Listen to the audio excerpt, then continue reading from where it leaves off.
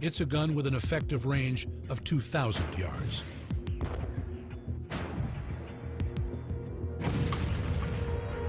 In modern military operations, this kind of pinpoint accuracy is expected.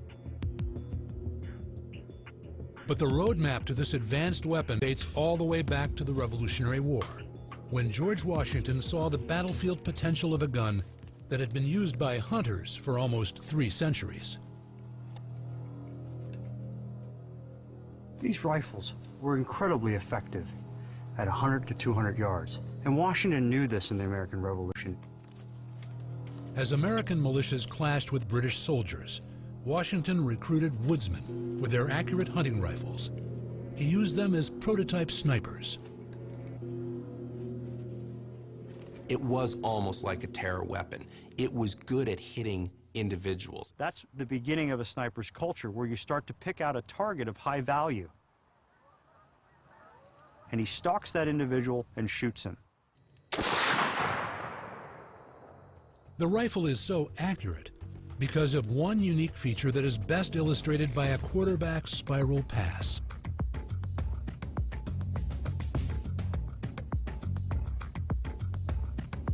The quarterback rolls the football between his fingers and thumb as he releases it, causing the ball to spin in midair.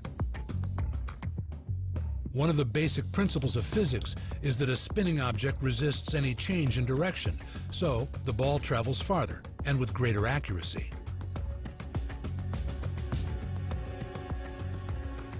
The same principle works for footballs and ballistics. If we compare the barrel of a rifle with that of a musket, we see that the musket is smooth on the inside. It has a smooth bore. A rifle's bore, on the other hand, is scored with spiral grooves. These grooves cause the bullet to spin as it shoots down the barrel.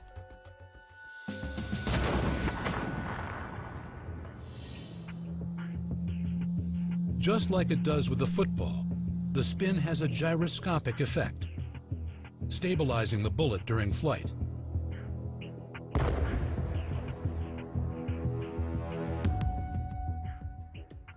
But the stable, accurate bullet comes at a price. The rifle is very slow to load. It's a tight squeeze inside the grooved barrel, so the ball has to be jammed into place. The solution didn't come until the 1840s. But when it arrived, it was not the gun design that changed. It was the ammunition. The Minié bullet, named after its French inventor, Claude Etienne Minié, is ingenious in its simplicity. 4 greased grooves let it slide easily down the barrel.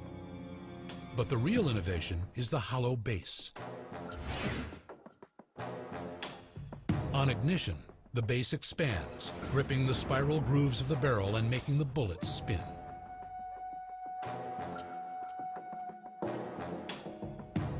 With the arrival of the Minié bullet, the rifle evolved into the rifled musket. It was ready for the battlefield. 1862, the Civil War Battle of Antietam. 87,000 Union troops confronted 40,000 Confederates. For one of the first times in history, both armies were equipped with a new generation of rifled muskets. The results were devastating.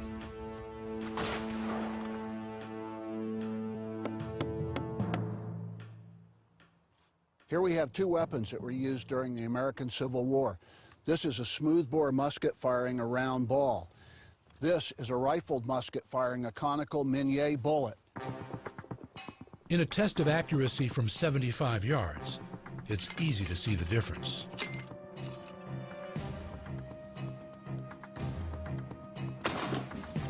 First, the smoothbore musket.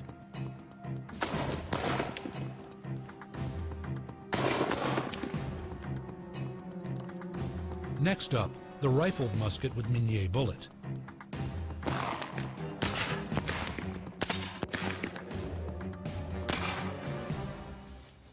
Okay, Smoothbore, 69 caliber, may have broken both arms, but there's only 2 hits out of 6 shots. We're out past the effective range of this of a guy hitting who he's aiming at. And that creates problems when you're trying to kill people. The rifled musket did better. First 3 shots, this guy would lose his arm. Up here, probably his collarbone. This is probably close to a gut shot up on the hip.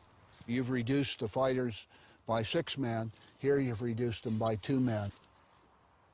At 75 yards, all 6 shots from the rifled musket hit the target, making it 3 times more effective than the smoothbore. So you can load this weapon almost as quickly as a smoothbore musket, but it fires very accurately. And that makes weapons incredibly deadly. Not only were the new weapons more lethal, they arrived at a time when they could be mass-produced. In the decades leading up to the Civil War, a revolution was taking place at armories like Harper's Ferry, Virginia.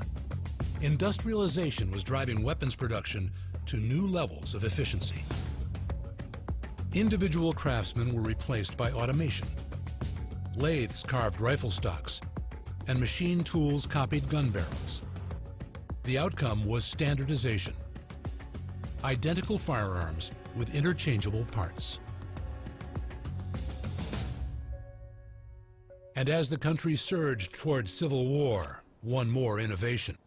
Repeater rifles eliminated the need for front loading by placing the powder and bullets into metal cartridges that could be loaded using a magazine. One shot could now be fired every 3 seconds. The repeater rifle, too, would leave its mark. At the Battle of Antietam, one tiny cornfield changed hands 15 times in 12 hours. The fighting killed more than 3,500 men. And by the end of the day, there were almost 23,000 casualties. The single bloodiest day in American military history. The new rifled muskets played a potent role in the carnage. The Minié bullets they fired also proved devastating, both during the battle and afterwards. Many gunshot victims died later from agonizing infections. Today's modern ballistics tests can help reveal why. Firearms expert George Wunderlich believes there is a difference between the impact of a solid musket ball and that of a hollow Minié bullet. He uses ballistic gelatin blocks to simulate human tissue for the test. We're going to see if this will help tell us what were the doctors actually seeing in the wounds they were treating during the course of the war. First up is the ball from the smoothbore musket. Next is the rifle and the Minié.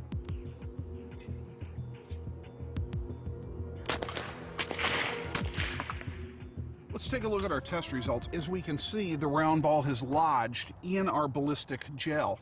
When we go over here, this is our newer technology. This is the mini bullet, the conical bullet that came out of our rifle. And what we see here is that the velocity has allowed the bullet to be carried completely out of the block. No bullet has been trapped. Although it is still lodged in the body, the solid musket ball has created a straight wound that would most likely heal quite quickly. But the spinning Minié bullet has left a trail of destruction in its wake, damaging tissue and leaving a more complex, serious wound. During the Civil War, surgeons would often amputate wounded limbs to avoid fatal secondary infections.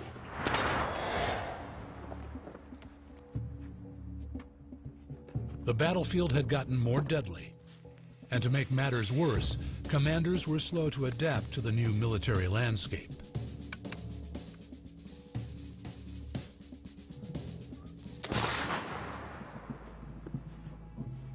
While the technology has changed, the tactics really haven't changed. Marching right out in the open, shoulder to shoulder, like they would have done in the days of Napoleon.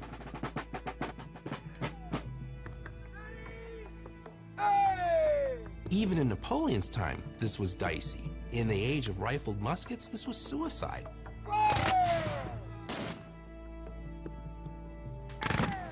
When a new technology appears and you're confronted with it, you rely on the old ways. And what it ends up becoming is a slaughter. It took time and many lost lives before the Civil War commanders adjusted their tactics to the capabilities of the new weapons.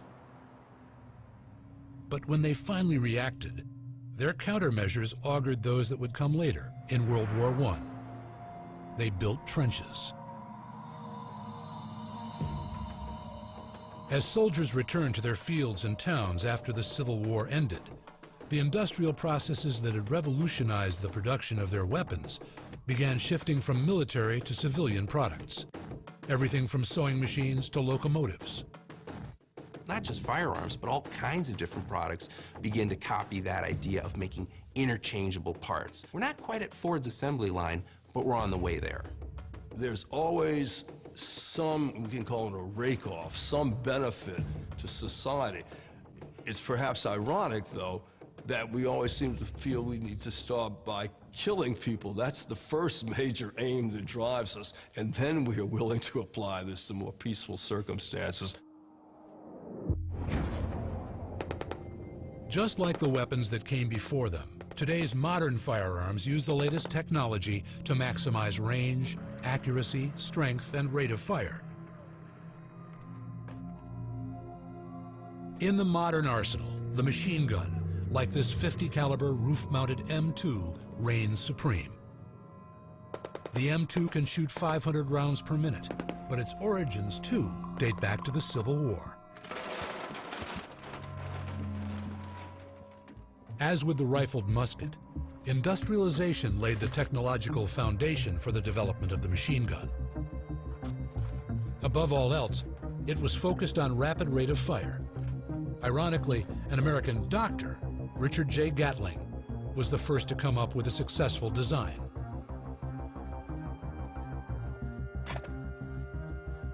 At a time when rifles were firing 3 shots per minute and repeater rifles got up to about 20, the Gatling gun could unleash 600.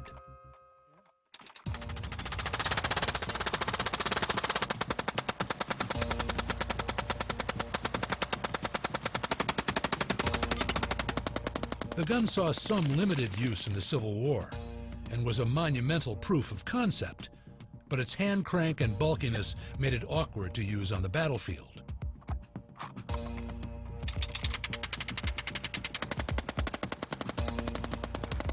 It would take an additional 2 decades and another inventor to truly realize the machine gun's potential.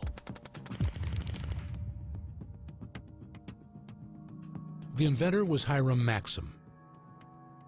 Born in Maine, he was the son of a mechanic. His early inventions were innocuous: a curling iron, various coffee substitutes, nothing to presage his eventual claim to fame.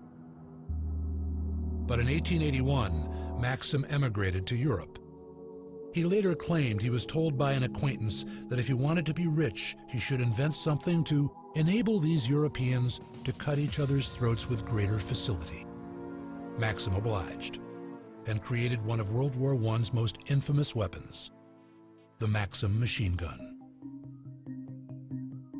The technological breakthrough of the Maxim is that it doesn't rely on a crank handle to fire.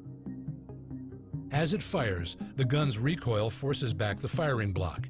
In one motion, this draws a new bullet from the belt and the spent cartridge from the firing chamber, pushes the new bullet into the firing chamber, and ejects the spent cartridge.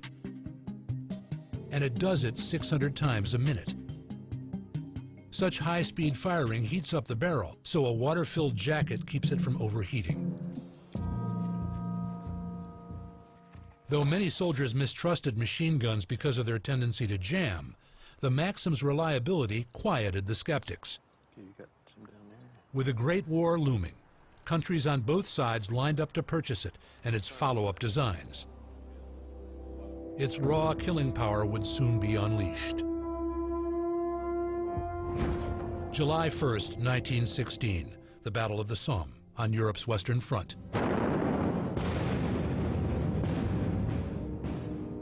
At 7:30 a.m., the first Allied soldiers went over the top.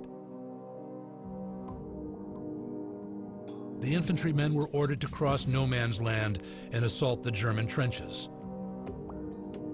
They thought the German defenses had been destroyed by artillery. But that wasn't the case.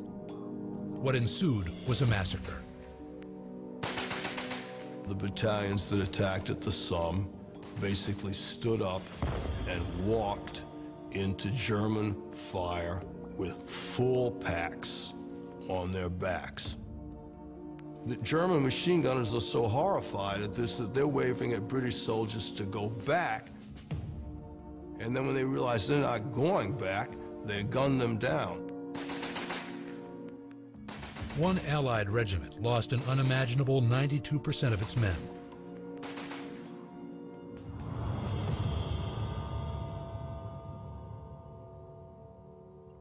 The Maxim sprayed a wall of fire that cut down everything in its path.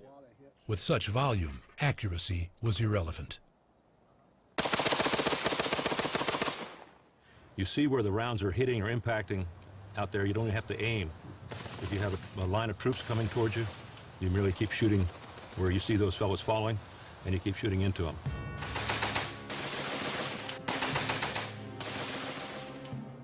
The gunners learned to increase their kill rate by employing a tactic called interlocking fire. They would sweep the machine guns from side to side across the battlefield. Where adjacent zones of fire crossed, enemy soldiers would face double the number of bullets.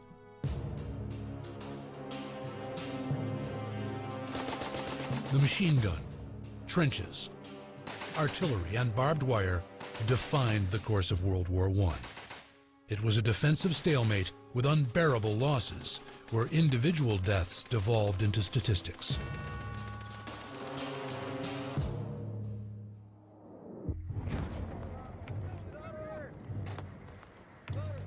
Today's machine guns owe much to the original Maxim, but more than the gun itself, it was the concept of rapid fire that drove innovation.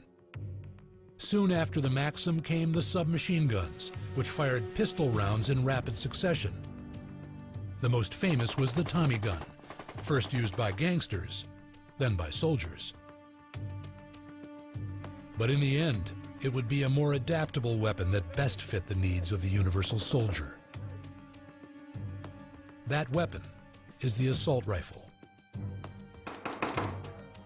Today, it is the standard firearm of virtually every soldier in the world. It's popular because it's versatile, capable of single shots and bursts of fire. Let's go. I got negative contact. The U.S. Army's current weapon, the M4, is highly advanced. It evolved from the American M16. But in the world of assault rifles, it was a lower-tech weapon, the AK-47, that proved most accessible. The AK-47, or automatic Kalashnikov of the year 1947, has really been, in many ways, one of the most important firearms in history. The AK's Soviet designer, Mikhail Kalashnikov, was a tank commander in World War II. His assault rifle was adopted by the Red Army in 1949. Kalashnikov received the Stalin Prize First Class for his invention. The AK-47 is the most widely used military weapon in the world. Up to 100 million are thought to have been sold. It is the first choice of armies, militias, freedom fighters, and terrorists. Strip an AK down, and it's easy to see why. First of all, it's a very simple mechanism. We have a dust cover, a mainspring, a bolt carrier, and inside the bolt carrier, a bolt. We don't have a lot of moving parts, but what we do have is a certain looseness. You can hear that rattle. That rattle means that the parts have been given a certain amount of play. That play allows this weapon to function, even though there may be dirt or filth from the firing of the weapon encrusted inside these grooves. That play means a high degree of reliability. The weapon's simplicity also means anyone can learn to use it.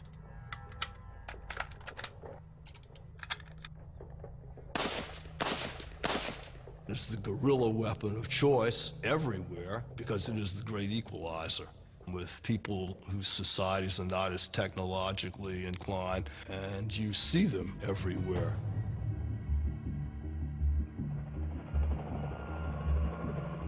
America got its first real taste of the AK-47 in Korea and then Vietnam, where U.S. troops found themselves fighting against Soviet-supplied combatants.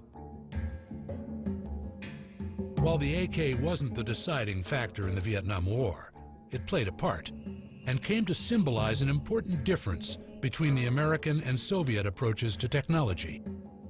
The U.S. soldiers were equipped with an early version of the high-tech M16 rifle, the standard issue American rifle by 1967. It had great accuracy and range. The North Vietnamese and Viet Cong, on the other hand, had the lower-tech AK-47. What we basically have is a pickup truck and a Lamborghini. The AK-47 was meant to be very durable, very rugged, very simple and inexpensive to manufacture. The M16 was supposed to be lightweight, also very accurate. It was, but in the early years of the war, it also had a tendency to jam in the damp and dirty jungle. The more simple Soviet gun was better suited to the harsh conditions. We see stories from Vietnam that say that they were dug out of ditches or found in rivers, even buried, and then shot with no problem. It seems that dirt simply didn't affect this weapon.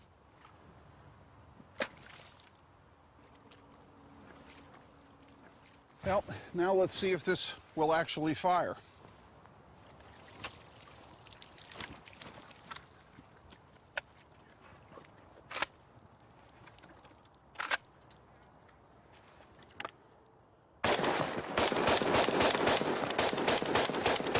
It was incredibly reliable, incredibly insensitive to abuse, and on a number of occasions, Marine units would re-equip themselves with captured AK-47s simply to take advantage of the reliability.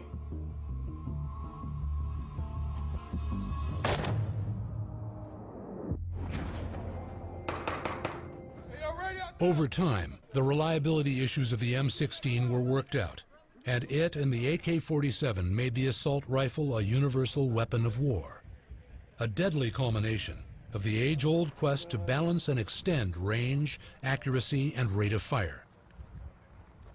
With such lethal weapons on the battlefield, defensive technology was lagging behind. But body armor, which had fallen by the wayside when gunpowder arrived, was poised for a return. The modern incarnation came from an unlikely source.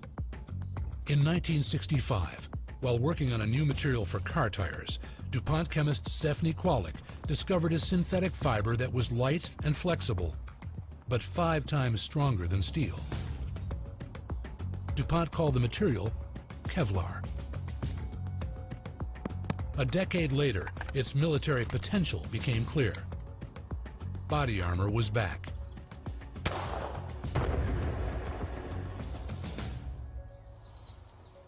Well, here's the entry hole. Let's see what damage it's done. Hasn't gone through. I can feel it down at the bottom here.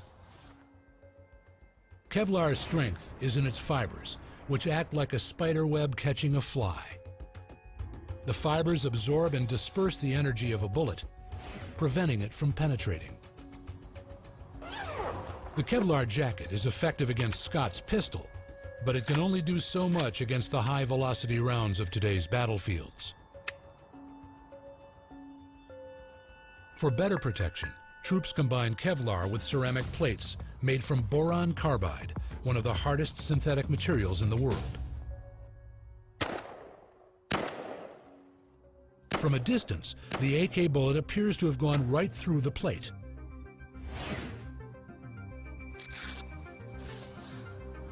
You can see it's fragmented. There's lots of small pieces here. We'll turn the plate over and see nothing has come through this side. The body armor, with Kevlar and ceramics, has impressive stopping power. Thick steel would be just as effective, But to get the same level of protection, a soldier would need a plate half an inch thick. The steel weighs 40 pounds. The Kevlar and ceramic plate, just over 24. Light, strong body armor is now standard issue and a critical component of a modern soldier's fighting gear.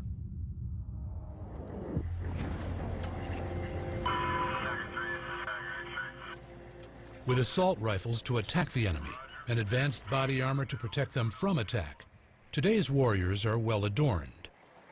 But the equipment does not end there. Other, less high-profile technologies also play a critical role.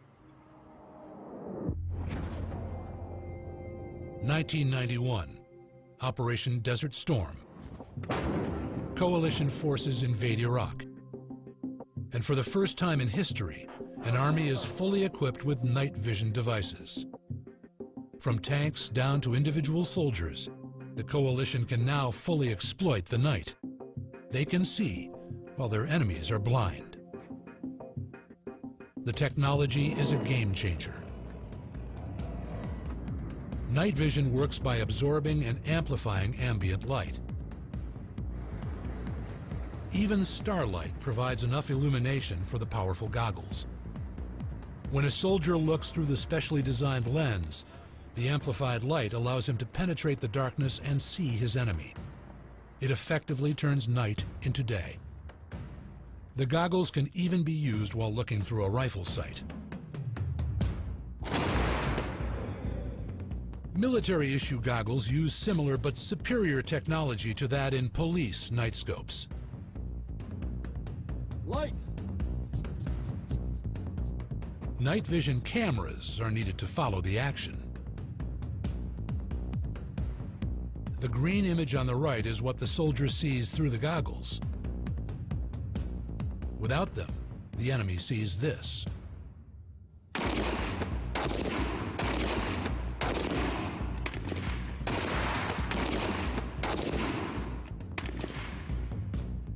Night vision equipment has fundamentally changed the nature of war. It has changed the United States Armed Forces from a force that prefers to fight by day to one that prefers to fight by night.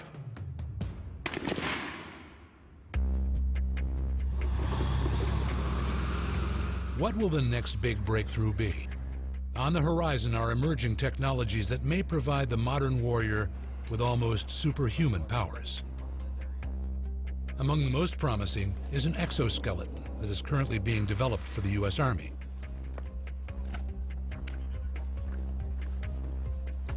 Historically, infantry could carry a maximum of half their body weight, but the robotic exoskeleton allows a soldier to carry 200 pounds without tiring.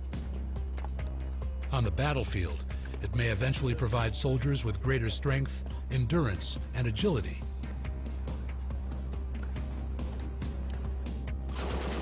But for many, the ultimate goal is not to protect or enhance the soldier, but to keep him entirely out of harm's way.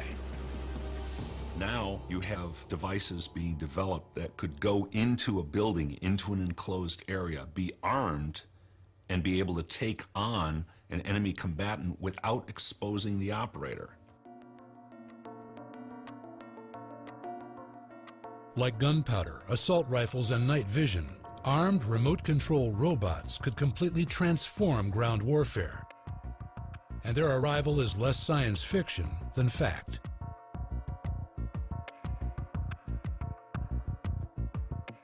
The Pentagon has stated that by 2015, it expects robots to replace 30% of its armed vehicles and weaponry. In a future where you will have our robots fighting their robots, I think that's entirely possible. I think you're going to begin to see that in ground war. I think it's inevitable as that technology improves. Perhaps inevitable, but definitely controversial. The idea of an autonomous robot, an autonomous armed robot, being able to move about the battlefield and make its own decisions, that's something a lot of people are leaning away from. They don't want to see it come. There has to be a human in the circuit.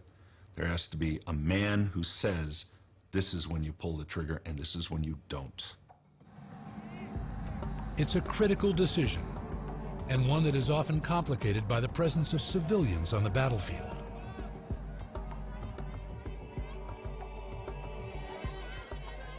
Here in California, at the National Training Center at Fort Irwin, Marines are learning they have to be prepared for anything.